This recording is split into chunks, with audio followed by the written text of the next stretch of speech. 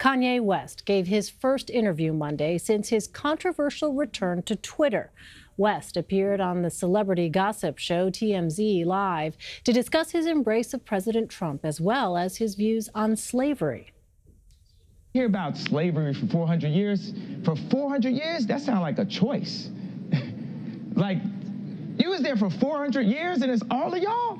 You know, like, it's like we're mentally in prison. I like the word prison because slavery goes too direct to the idea of blacks. It's like slavery, Holocaust Jews, slavery is blacks. So prison is something that unites us as one race, blacks and whites being one race. That we're the human race. Do you feel that I'm feeling, do you feel that I'm being free and I'm thinking free? I actually don't think you're thinking anything. That TMZ writer who confronted West over what he called the real-life consequence of his words, saying he was disappointed, appalled, and hurt by what West had turned into. Joining me now to discuss Kanye's comments is Tanisha Ford. She's an associate professor of Africana Studies and History at the University of Delaware, as well as the author of Liberated Threads, Black Women, Style, and the Global Politics of Soul.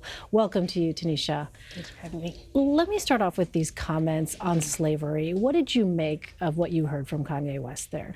Those comments show how completely out of touch Kanye is at this moment in time.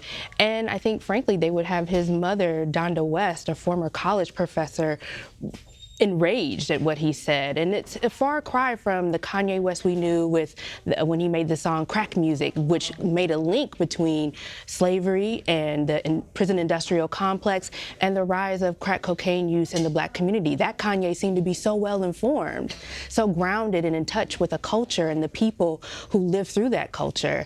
But this Kanye seems erratic, and his comments are again out of touch, they're off base, and they speak to no real historical precedent. What is the impact? Obviously, communities of color are not a monolithic group. I mean, there is diversity of thought within communities of color. Nevertheless, what do you think the impact of these words could be?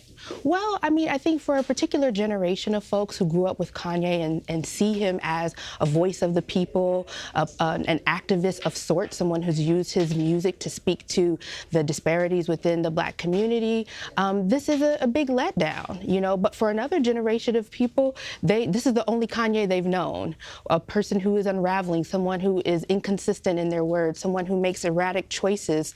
And so, I mean, I guess it depends on what your long-term relationship is with Kanye, how you can understand this moment. But I'm grateful for people like John Legend, who's always the voice of reason, who tried to step in and tell Kanye that, hey, you have viewers who look up to you and who expect you to be on the right side of justice, and you've really missed the mark here. Well, in another video, this one, a behind-the-scenes video with the rapper T.I. posted on Kanye's website, he explains what draws him to President Trump. Let's take a look at that clip.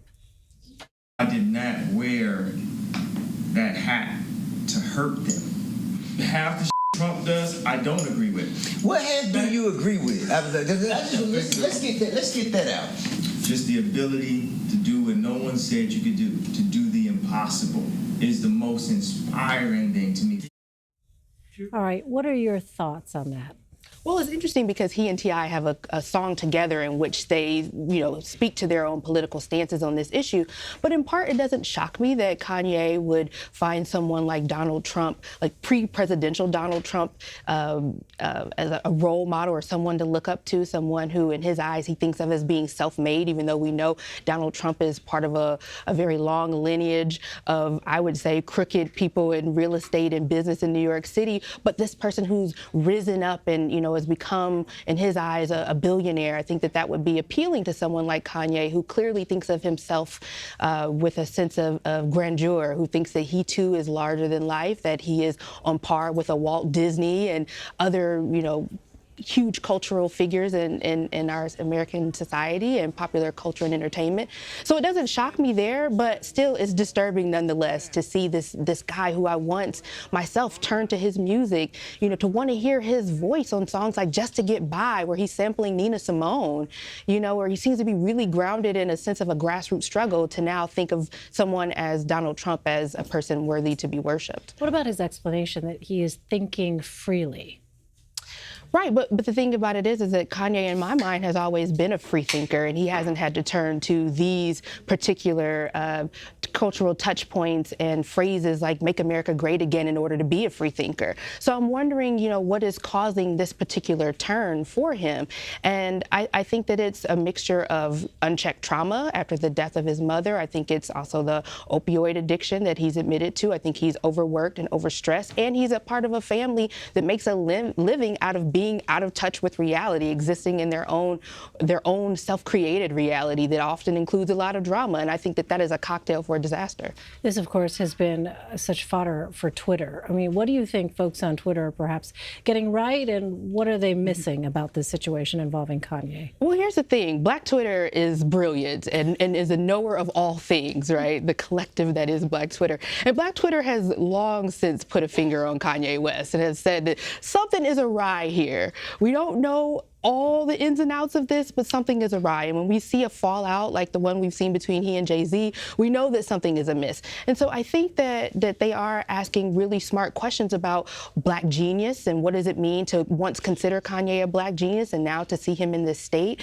and in a moment where we see other Black men in particular that we've heralded as geniuses and leaders of the culture fallen this week. I mean, it's one that's an important conversation to have, but at the same time, I do like hearing more complex conversations about mental illness, for example. I don't think it's so easy to just chalk this up as to a sense of mental illness and a problem there. So I think that as usual, Black Twitter, in particular the Black feminist community that's a leading voice in Black Twitter, is getting this conversation right. Certainly sparking a lot of discussions. Tanisha Ford, thank you so much. Thank you, Elaine.